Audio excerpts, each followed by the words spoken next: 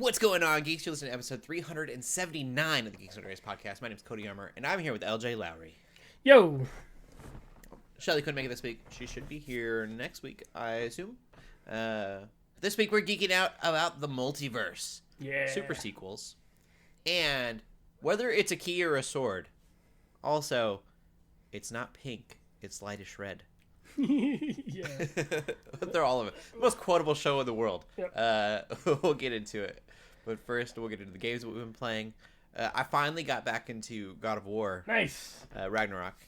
So, man, I played a little bit last night, and then I played some today, and literally started crying. It's heavy. Yeah. Yeah. So I don't want to say where I'm at for sure, but I just started bawling. Mm-hmm. So good game. Yeah. Good game. If Kratos can almost cry, then I can cry. Yeah. I think that's the bar, you know. Yeah. Yeah. Such a good game.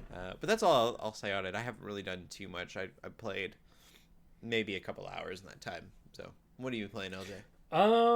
For the most part, I've honestly been playing more Helldivers. Like, me and my buddies are still absolutely hooked on that game.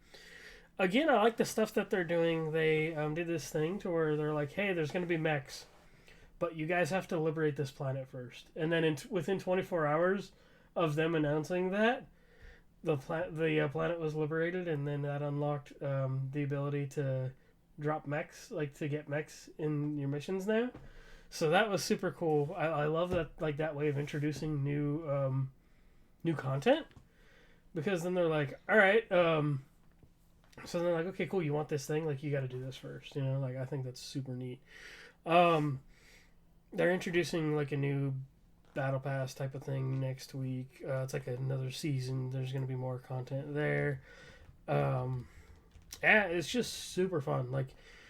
You just drop into a planet and just try to survive and take down, these robots and bugs, and it's a good time. It's utter chaos. It seems like a really cool concept. Yeah. I want to see that concept in other things. Everybody's like, oh, that would really work as a Star Wars game or a Clone Wars game specifically. Oh, yeah. And I was like, dang, it would work like that. And then Halo, and then I'm thinking I want a fantasy world or something to be instead of doing planets or a solar system, you do different regions of a giant map Middle Earth or something. And then whether that's orcs or whatever, or that's why. Right. That's why I stretched it further into fantasy, because there's so many different. You want to ride dragons? You got to go. Yes. Get the dragon horde and go get the dragons. Yes. There's just so much you could do. I think. I hope it becomes a new subgenre. I think that'd be cool. The other thing I do want to I've been in a mode lately, especially since Akira Toriyama passed away. I got back into Dragon Ball FighterZ a little bit. They did put out a PS5 upgrade a while back, 2 weeks ago. But ever since Akira Toriyama's passing, I've been doing a new art piece that I've been working on. But I've also been playing a little Dragon Ball FighterZ here and there.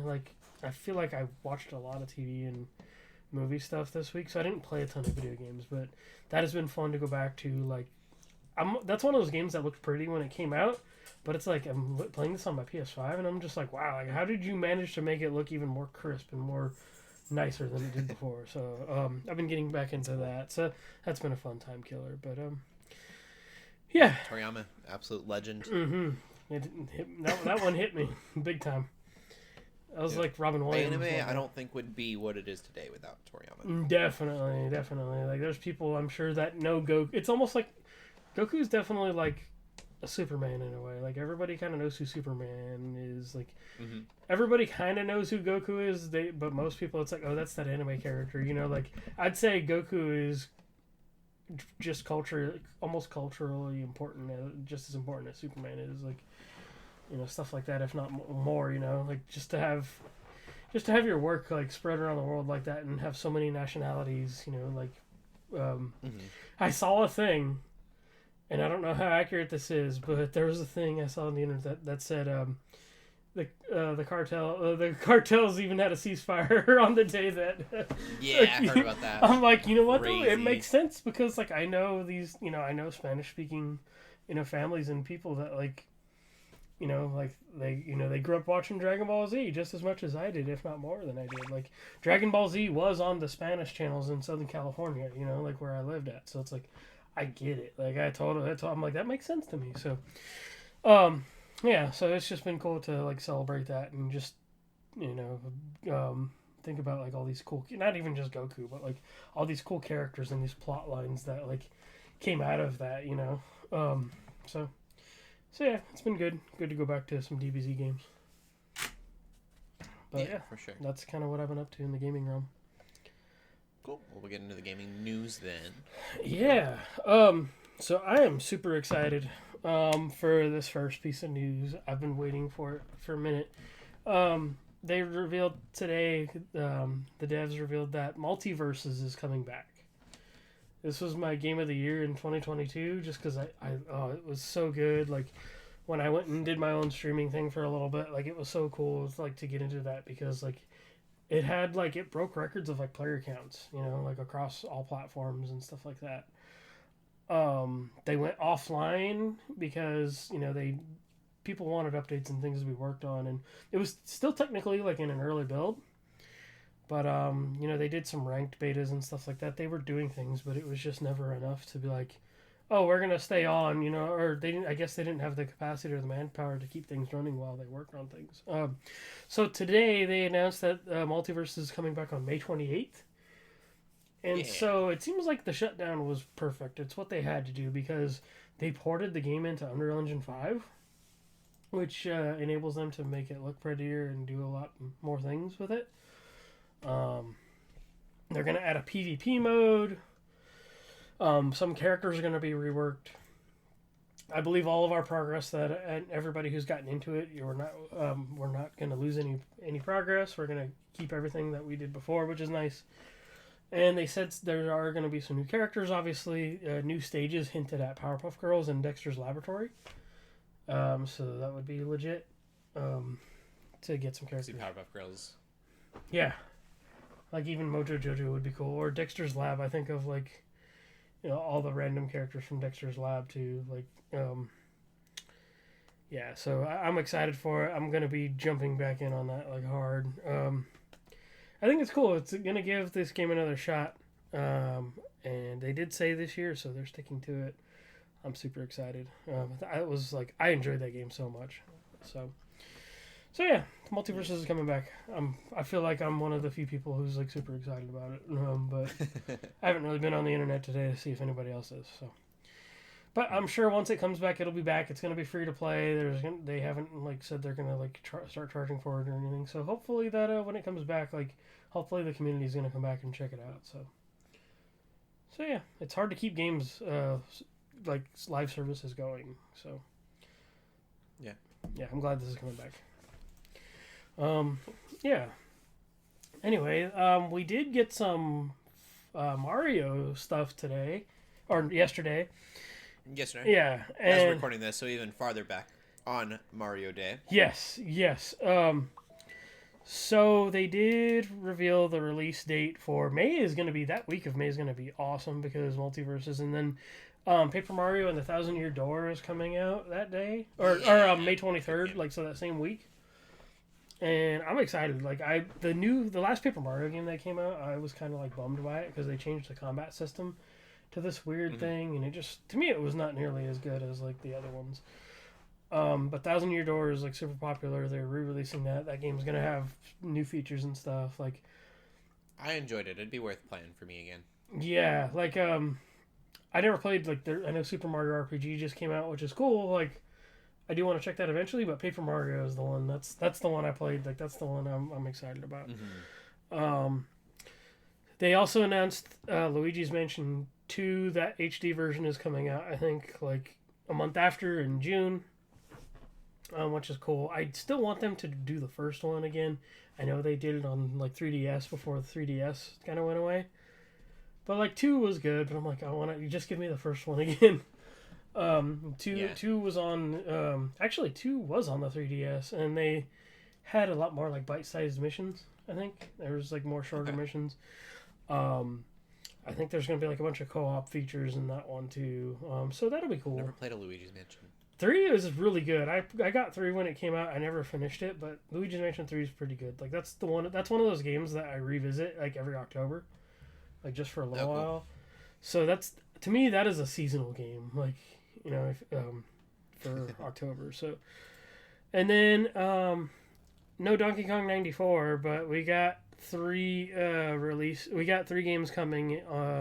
Actually, I think by the time this comes out on March 12th, we'll have Game Boy Color versions of Dr. Mario, Mario Tennis, and Mario Golf, which are all supposed to be pretty good. So I remember Mario Golf for like the N64. Yeah, see, and I remember Mario Tennis for that too, but I never played the Game Boy Color games. But the ones I really would want are the Game Boy Advanced versions of those games, because they did come out with an advanced version of Mario Tennis and an advanced version of Mario Golf, and those games are RPGs. Like within like the story modes, like are RPGs. You play as like a random kid, and you can like level up your stats and play alongside the Mario characters. Like, so those I would be really stoked about if they did those. Yeah. But maybe eventually. But these Game Boy Color ones are probably going to be worth checking out too. So yeah, we got some good Mario stuff yesterday. So I think this last one too I want to mention, 'cause I think they're misreporting this on. We're looking through Kotaku's as our source. They brought out Lego Mario Kart set coming next year, and given that information from Twitter, unless they have inside information, I think we're getting a Lego Mario game. It's a Lego set. They've been teasing. Teasing it. That far away? Because the tweet says, and maybe I didn't watch the actual. Was there an event? Let's see. Let me see here. I'm gonna go look at this real quick. Lego Mario Kart tease for Ready Set Go. Whoa! Hold on. Lego Super Mario Kart release in 2025. Let's see. Lego Mario Kart tease for 2025 and new Lego Super Mario set revealed. That's on somebody's blog I saw right there. It might be both. Let's see what How cool would it be to get, because Lego Racing was great. Lego teases Super Mario Kart for 2025 and other Nintendo sets. So it may just be a set, but I think you're not alone in that. It sounds like it does sound like some misreporting. Ooh, I'm saying if we get a Lego Mario Kart game, That'd be I'm weird. so in. Yeah. I loved Lego Racing. I think that was also for the N64. Lego had a bunch of good racing games. They just had one called 2K Drive, which I think was kind of different, but it was a similar concept. Okay. Like you can build out your cars and stuff. Yeah, I mean either way, a Lego set's kind of cool too. But a game would be really interesting if they actually did a thing. But you're definitely not alone in thinking that it might be both. Hoping that yeah, that it could be both. Yeah. Man. That's why I wasn't even going to mention it at first, because I'm like, I think it's a Lego set. Yeah. But if it's a game. yeah. That's why I'm like, why would you announce a Lego set for 2025? Yeah. Because that's so far away. That's something you announced. It's coming out next month. Those yeah, and those Mario sets are pretty popular too. Apparently, the only one it's expensive, but I'm like, oh, that'd be fun to build that Bowser. Like that's the one that I'm like, not a Lego person, but. Like that looks sick though. So Mario Kart thing would be fun too. Will be cool as long as they don't do a thing of like you have to buy the Lego set to get it in the game kind of thing. Mm-hmm. That would be a monstrosity. Would be really easy for them to do. So I hope they don't go that route. But yeah, I would play a Mario Kart Lego for sure. Oh yeah, definitely. We'll get into the movies we've been watching then. LJ, you saw Dune 2. I talked about it a little bit last week. What did you think? Yeah, I saw it on Thursday, and it basically took up my whole evening in a good way. It's just one of those movies, like, I lost track of time when I got out of the theater, but it was in a good way, because I enjoyed it. Like, I didn't really feel like there was any moments that were super slow. There was a couple moments where I'm like, okay, we could probably move on, but I really liked the story beats of it, and you really start to see, like, it definitely gets, like, the way the first one ends, you're kind of like, okay, cool, like, all right, this kind of sets the stage.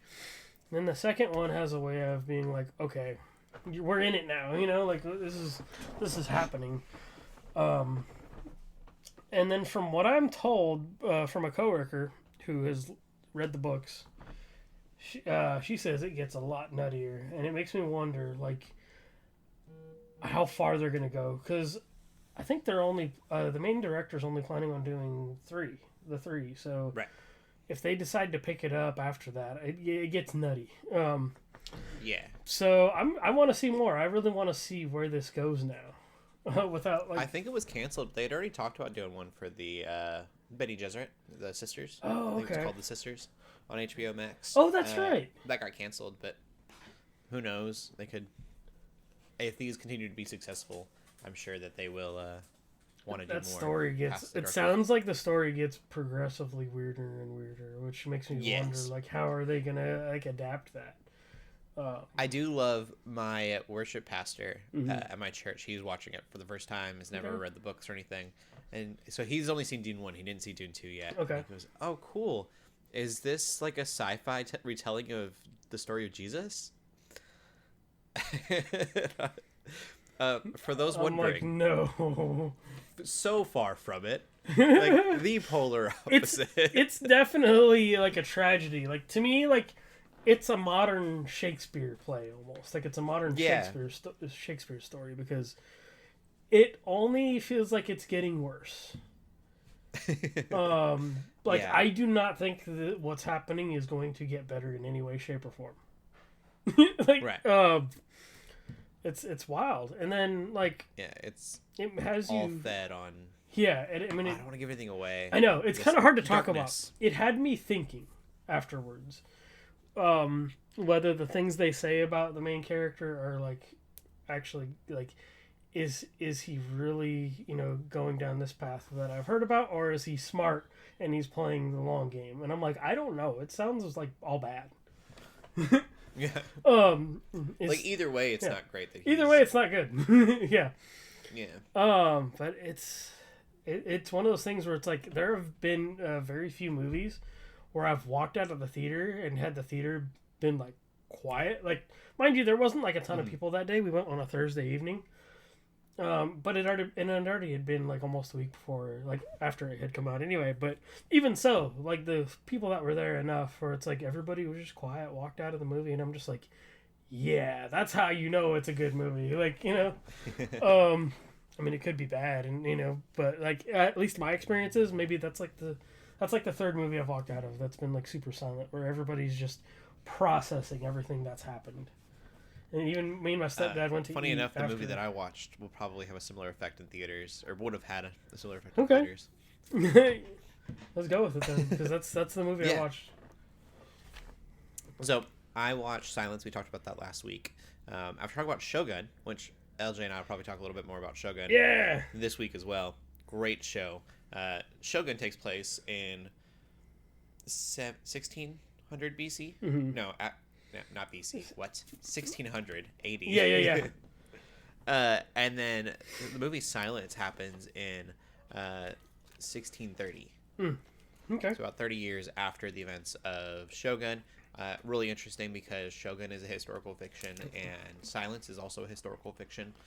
Not in the same universe at all, but historically the events are the same. Yes. That are happening around these characters. Yep. And so it was really cool to be able to contrast these two together. Shogun, LJ kind of brought this up in the last podcast, has a lot to do with Catholicism and the inclusion or the introduction of Protestants into Japan. Silence is 30 years later. Kind of spoilers for Shogun, even though Shogun's not finished yet. 30 years later, Christianity altogether illegal in Japan.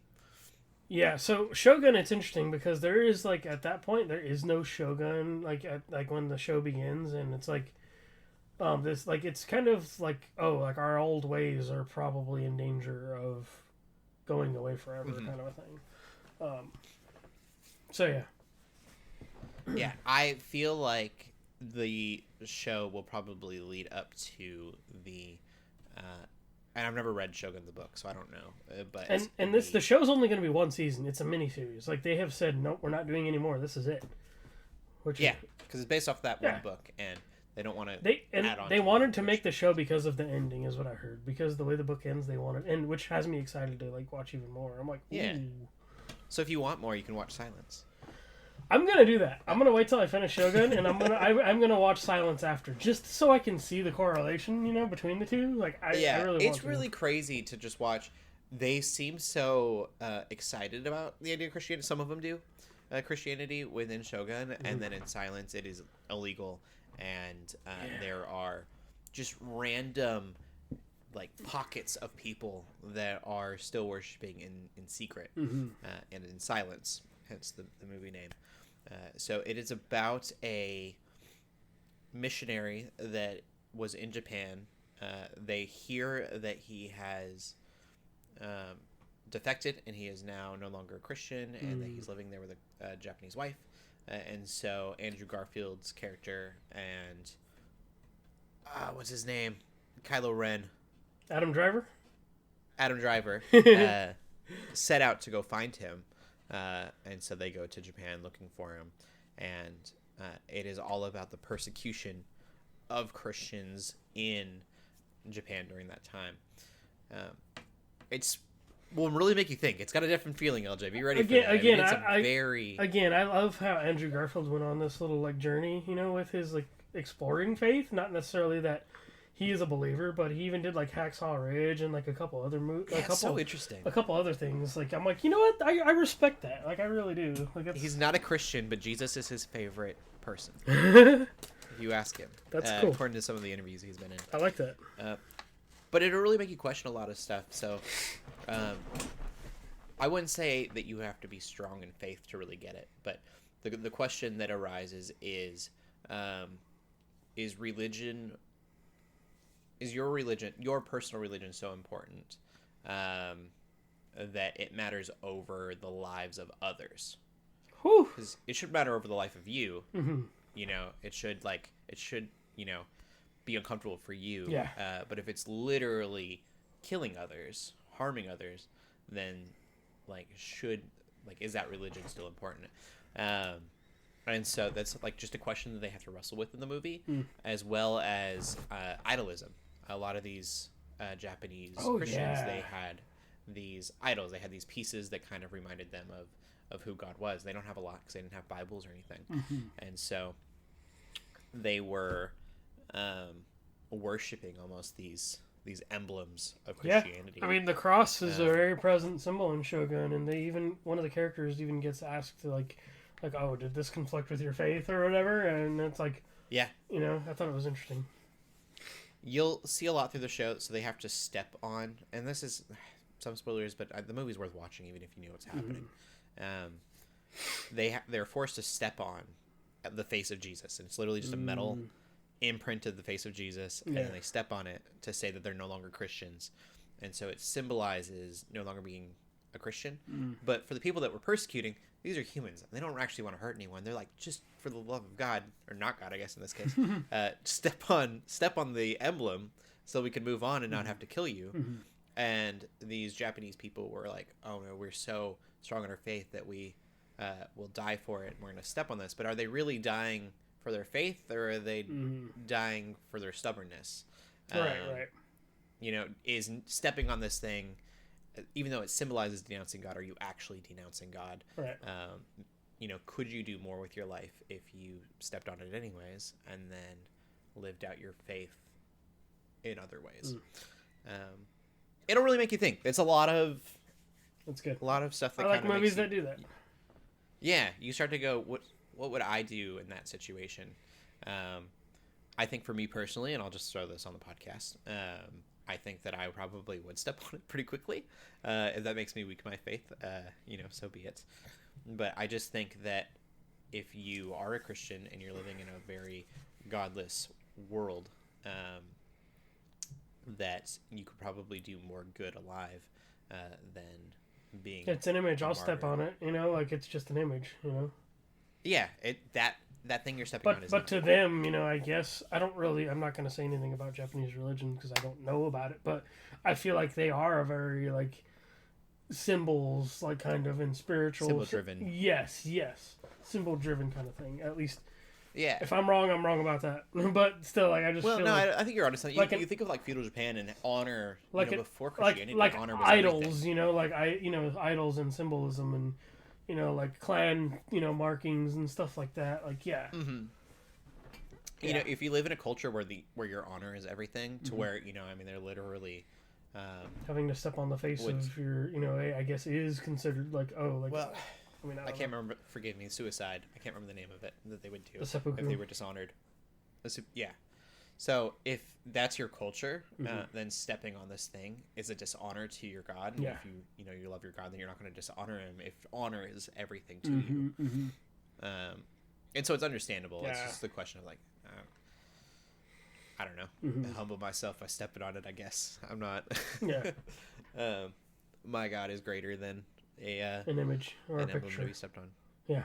But yeah, it'll make you ask a lot of questions. I wasn't there. Yeah. And I would definitely say that their faith in whether or not it was kind of like their actions were misplaced, their faith undeniably probably stronger than my own.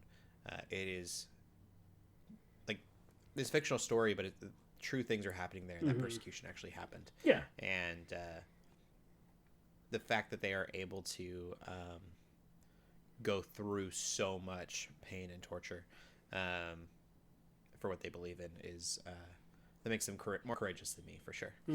Oh, definitely. I would hope that I could do that, but I never want to be tested in it.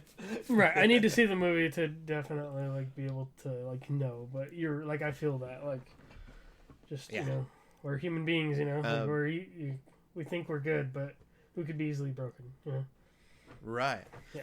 Outside of the realm of faith conversation, the movie itself is a little slow. It is 2 hours and 40 minutes, and it is not an action-driven. That's the same length of Dune. Oh my gosh. Yeah, and a lot less is happening. That's crazy. So kind of be ready for that. It's a Martin Scorsese movie. Oh, that's right. So you kind of know what you're getting to when you hear that name. But it'll definitely make you ask some questions. So I think it's worth the watch, even though it can be a little on the boring side for some. We'll get into the movie news then. Couple sequels happening. Yeah. I think both of them were not surprising announcements. Barbie 2 is not necessarily happening. I shouldn't say that. Greta Gerwig wants to make Barbie 2. But that's not greenlit yet. So I feel like, as well as the movie did, probably going to make a sequel. Oh, yeah. I don't know. And then... Oh, go ahead. I was going to say, I don't know how you could, but I guess that's the point. We don't know. Yeah, that was weird for me, too. I was like, I don't know where you go from there. They did a pretty good job with it. But the other movie is Super Mario Bros. 2. And that just makes sense. We knew that was coming. And that is for sure officially in development. Should arrive in April 2026. So far, my theory is I kind of theorized that they would do a Mario 2 before they would do anything else. And so I guess that's going to happen, Yeah. I mean, maybe we probably won't, we probably won't see this expanded universe thing, or whatever that we want. But I definitely knew a sequel to this would be coming before anything. So that's exciting. We might get our NCU. Yeah. But that's the movie news. Nice and short. I do wish that Shelley was here to give her thoughts on Barbie 2, because I'm sure she has them. May have to bring that up at a later time. Oh, yeah. You can always tweet at her on Twitter, and I'm sure she'll... Is it her Shellshock24? Mm-hmm. Yeah. I don't think she uses X, it much these days, but I'm sure if you tag her, she'll respond. Yeah, if you add her, she'll be there. So yeah, that's all the movies. We'll get into TV. Shogun. Yeah, Are you on episode 3? No, not yet. It's one of those shows that's been like a slow burn for me. I've had a really busy like last couple of days, but when I've had the chance to like sit there and enjoy it, I've like enjoyed it. It's super good. I definitely found myself like doing a lot more drawing and stuff this weekend. But I've Shogun's definitely one of those shows that I feel like I've had to like take not in pieces, but like I feel like I have to just take it in because it's interesting how they do the interpretation, and like they have the translators and stuff like that, and they stick to the actual languages for the most part, like. So I think that's really fascinating. I'm like, oh, cool. Like you guys did it instead of being like, oh, they speak English for whatever reason, like. So I like was surprised they didn't go kind of a Vikings route where you start off in a language and then it kind of morphs. Yeah, I do like they do this scene whenever they're first talking to Pilot. I don't know if he has a name at this point yet, but that's kind of just what they call him as Pilot, the English guy. And then when they start talking, and they introduce the translator, they kind of just go back and forth. So it's like basically they just told the audience, okay, he's translating. Just have that in your mind. Like. So like, oh, that's kind of cool. Like, I like the way they did that instead of using that whole scene to be like, here's what he said, like kind of a thing. His name's John Blackthorne. Okay, yeah, that's right. So yeah, it's really good though. I need to get to episode 3. I'm definitely on episode 2 right now, but it's good. I just find myself. I feel like it is one of those things where it's like I have to pay attention to it when I sit down and watch it because otherwise I'm going to miss something. I like it. It's so good. I think so far it's been awesome. Yeah, so. I don't know if it's to its benefit or detriment, but like you said, you really do have to pay attention to it because so much of it is subtitled. Yeah. But it's not all subtitled. So you kind of... You'll hear some English, maybe start looking at your phone for a second, and then be tied back into like, oh no, I gotta watch this show. yeah. And I like that. Like, and it's definitely this thing of like like we talked about with like cultures and different cultures and changing, the changing of like times and stuff like that. Like, I thought it was interesting the way they set that up because they're like, oh no, the Japans were hidden, by Portugal and stuff like that. Like.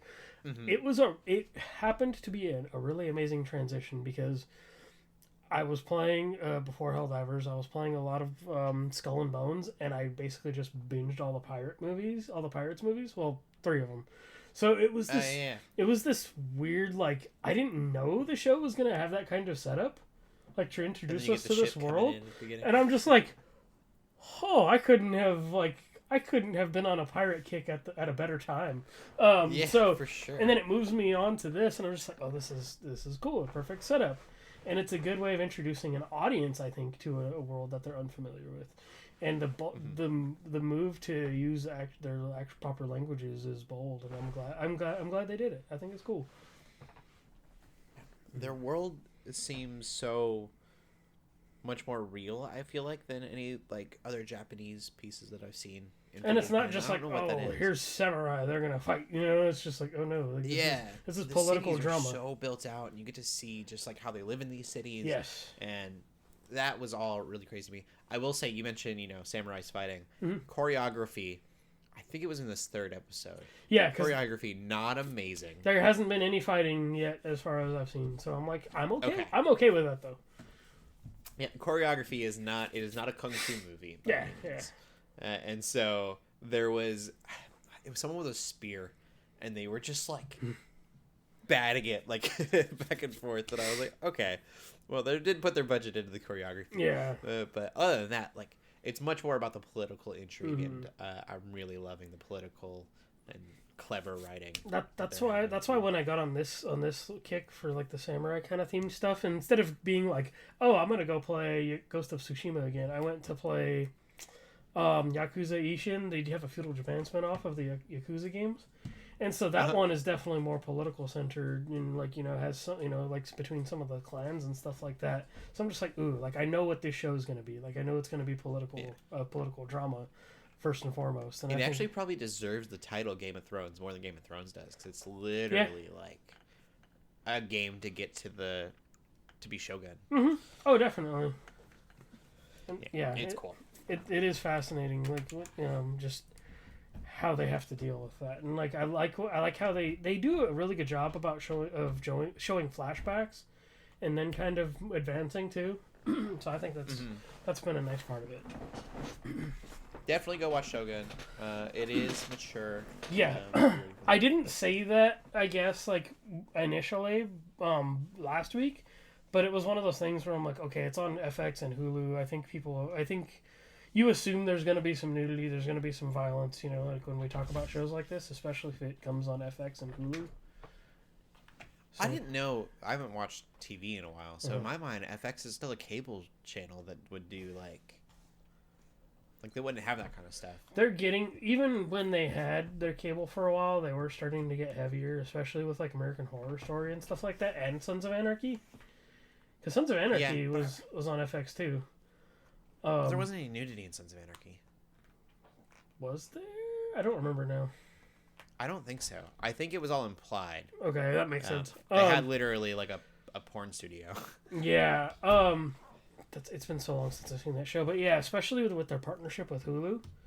I think it's becoming more of, like, a production... Not more of a production studio, but there's definitely, like, a quality you expect with FX stuff now. Because, like, The Bear... which is a really good show. That's also an FX show. Not that has a bunch of nudity and stuff, but like, it's definitely more mature. Disney, man. Yeah. Using that Fox name. Yep. I mean, you can even watch some of that stuff on Disney Plus now, especially if you got Hulu. Like, it's weird.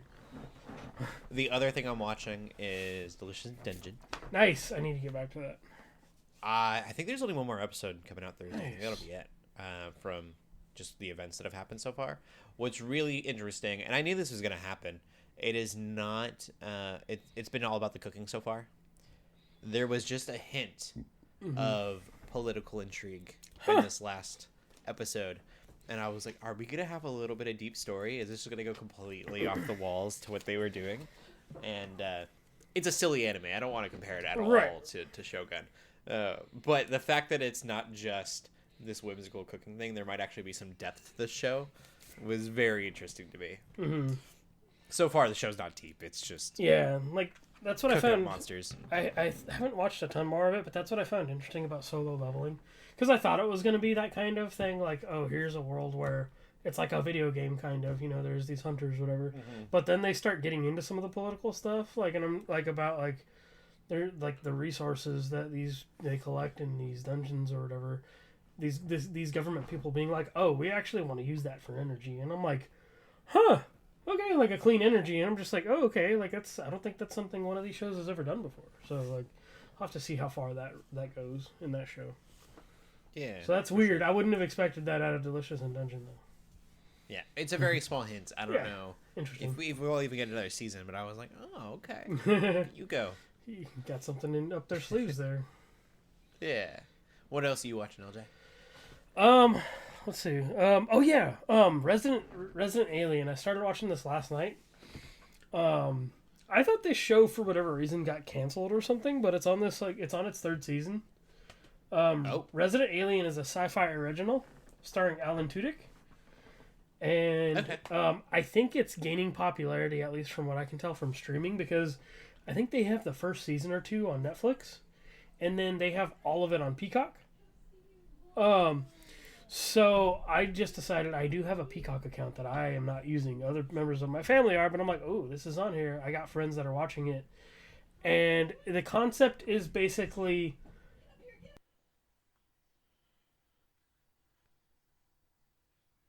dang it. Sorry, I had to mute for a second. The concept is, like, think like Invader Zim, but like live action. So this alien gets stuck on Earth and kind of keeps to himself for as long as he can until things happen. And so he's trying to interact with the people of this small town. And they're kind of like, oh, you're just kind of a weird dude, you know? Like, there's Alan Tudyk is great. He's so awkward and so off in such a way. It's like you can't help but like laugh out loud. He's so good. I think anybody who likes Alan Tudyk already is like gonna like love this show. Nope. I can't imagine not liking Alan Tudyk. I mean, I don't know, like, you know, just, you know, if you know who Alan Tudyk is, or you're a fan of his work, this is definitely. Yeah. I'm so sad for the people that don't like him. I mean, I don't know if there is any people that don't like him. I was just saying, like, there might be. If you enjoy his... I mean, everyone there's got to be someone out there that's like, meh. Yeah. If you enjoy his stuff though, I think or his work, this is a definite watch. Netflix is the most common place you're gonna find it on. I mean, I don't know how many people have Peacock these days. If you're a fan of The Office, you probably have Peacock now. No, it's good though. I really enjoy it. It's super funny. It ends up becoming this like murder mystery kind of a thing because like he ends up watching TV for 4 months and all the things he learns are from Googling and television. And so he's like a big fan of Law and Order. Okay. But I'm like, that's as much as I'm gonna say because it's like, you know, and I'll kind of just leave up like, I'm gonna leave that up to people if people want to watch it to find out like, what actually happens or how is he the character of Alan Tudyk like on Earth and like what happens. But it's just him in the span of 4 months before these events actually start happening. It's just him like taking in the world that way and kind of keeping to himself. So it's super funny. So I do recommend it. Right. Mm-hmm. I was trying to find the Leaf quote from Firefly, but I can't find it. Basically, yeah, that's the setup of the show, though. He almost ends up a leaf in the wind again when he lands on Earth. So You cut out, I didn't catch it. Oh! The joke was that he almost ended up a leaf in the wind again before he landed on Earth. Yeah. Okay. Yeah, Leaf in the wind. Yeah, that's it. Yeah. I had to throw it in there somewhere after you said it. I'm like, yeah. Yeah. So yeah. How do you clean a reaver spear? You just run it through the wash. Ooh, that kind of dark humor. Good. Anyway. Someone's mad at me. Yes. That's almost like sharing the Full Metal Alchemist memes of like the Edward memes, you know? Yeah. Like, just don't do that according to some people. Oh man. Anyway, it's really good. I highly recommend Resident Alien. Cool. Yeah. We'll get into the TV news. We've got a few different things here. I think the biggest is the fall of Rooster Teeth. They're shutting down after 21 years. That's huge. Because Warner Media can't find a buyer. Never offered it to me. Someone gave you $10. I don't know. This was my childhood, man. Or not my childhood, my high school. My formative years. The beginning, Red vs. Blue was like the beginning of YouTube. Like that's when YouTube was coming up. Was like when Red vs. Blue came out, and when Rooster Teeth was like, in its infancy. It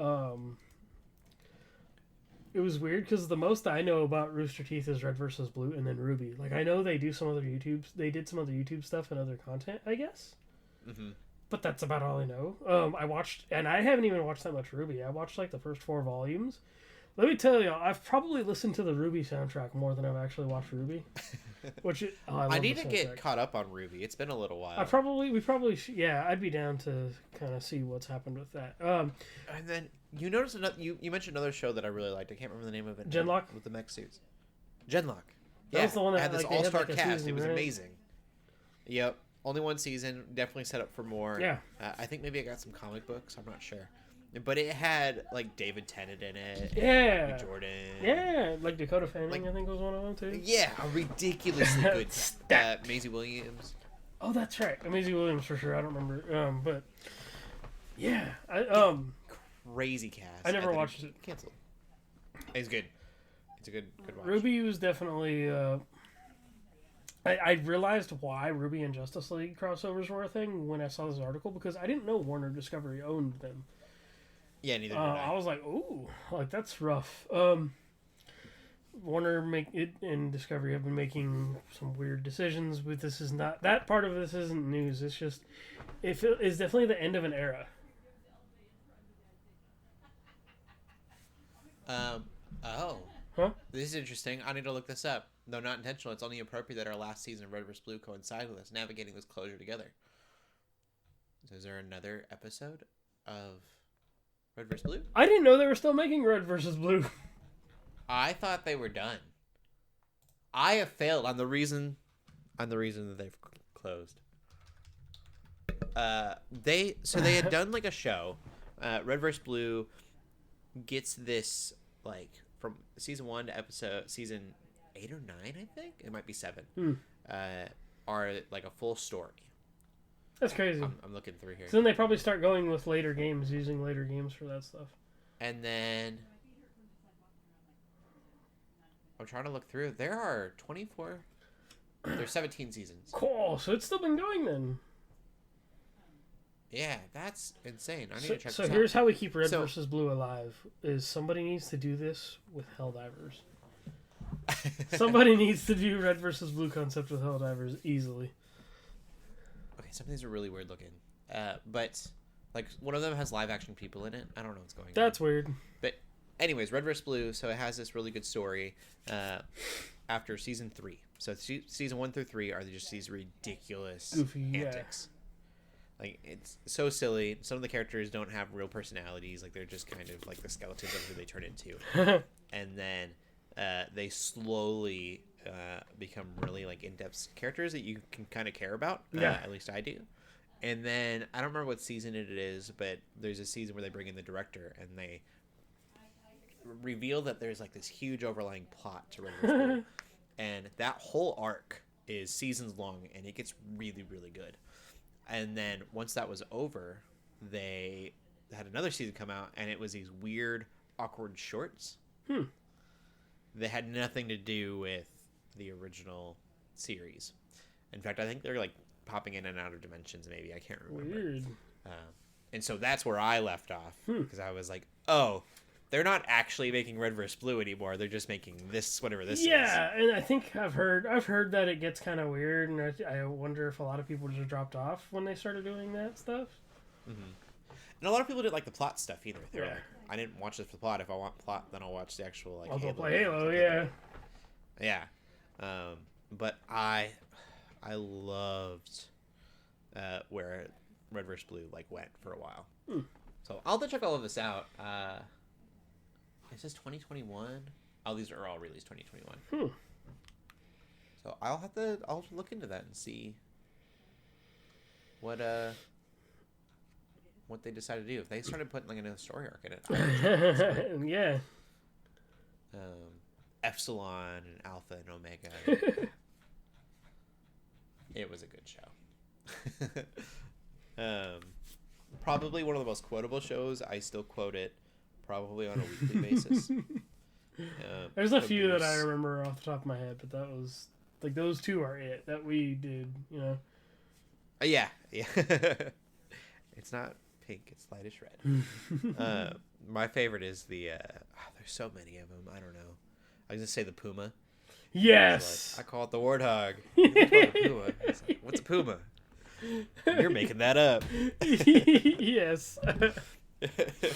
That's very early on in the show.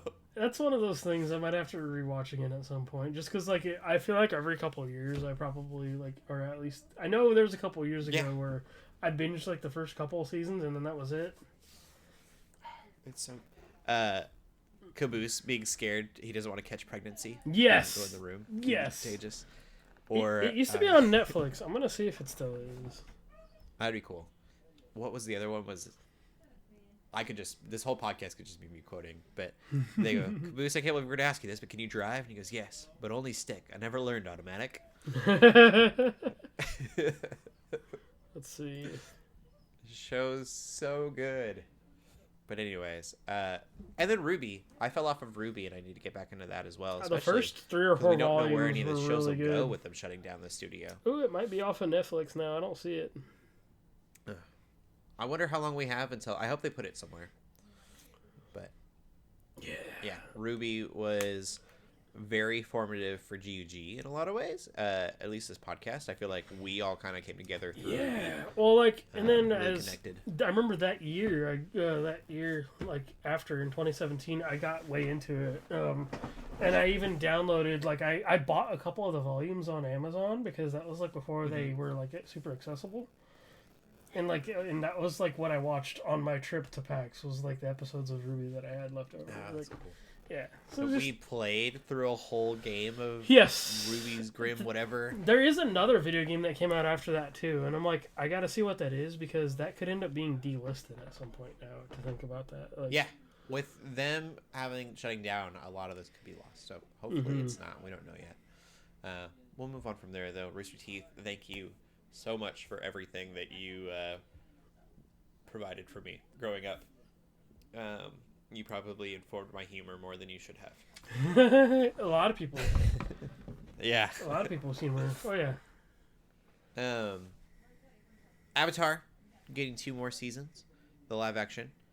I guess it's a good thing. I'd rather them finish this out than not. It just be done. I will say this. I think it's just because better shows are coming out, and I've also been watching better shows. But, like, I still don't have issues with it that other people have. I'm just like, whatever. But the more I watched it... It's hard to watch it when Shogun's out. Well, yeah, and the more I've watched, the less interested I found myself. Like, you know, there are definitely issues I could see with it. Which I'm like, okay, yeah, like, but those aren't really the issues that break the show for me. It's just there's a lot of more interesting things I want to watch. Like, I like the original Avatar. The original Avatar is, like, really good. But it's not one of those shows that, I guess because I watched it way later, it was not, like, I didn't watch it, like, I mean, I guess a lot of other people have memories with it. Like, a friend of mine and his wife, that was one of the first shows they watched when they were, like, dating or whatever, you know, like, so I'm like, I get that. That's why you probably have information, like, or that's why you feel the way you do about the live action shows, because you have memories tied to it. It was a part of your childhood. But I'm like, it's okay. Like, it's not bad. Like, I really don't think it's that bad. It's just the show I want to watch the least right now. So, yeah, for sure. Mm-hmm. But I think it's cool they're going to finish it out. Like, I want to see Toph. Like, Toph is my favorite character. I definitely feel like the other day I discovered, because I was watching TikTok clips of Toph, and I think that's where I got my humor, because I joke about my vision all the time at work. And I think that's where I got my humor from, like my self-deprecation humor from. So, like, I guess I have a connection there too. So I want to see, like, how they do the next couple seasons. I'll give it a shot just to see them finish it. Yeah. And then Fallout TV show. They kept calling the Fallout TV show Fallout 5. Apparently that's not the case, because Fallout 5 is in the works. Todd Howard told the makers they couldn't do certain things because they were already doing that in the video game, which is interesting. Mm-hmm. Hopefully it's not. It makes me think. I don't think it'll be that bad, but it makes me think of DC with the Flaro universe. Mm-hmm. They would tell them, "Oh, you can't use this character because we're going to use them in the movies." It's like, "Oh, you can't do that." But this seems more like it's about events and things, and so I guess that almost makes me more excited for Fallout 5, the video game. Yeah, I think it's because the headline was getting thrown around that, like, I think he got misquoted for a while, because then they're like, oh, Todd Howard is saying that the show is basically Fallout 5, and that's why he went, no, it isn't, because we're still working on it, you know? He's like, we're making Fallout 5. I'm so excited for this show. Like, just Walton Goggins. Walton Goggins is one of my favorite actors, and I'm just like, yeah, I want to see that dude cook some more. But it genuinely looks really, like, it looks good. But again, looks can be, deceiving, but I have high hopes for it. And that is our news, though. Do you geek out about anything else this week? No. No? All right. Well, we'll end the podcast there, LJ. Where can we find you at? You can find me on Twitter and Instagram at LJ the Paladin. Cool. And you can find me on Instagram at Cody Armour. Keep gaming, keep praying, and God bless. Peace.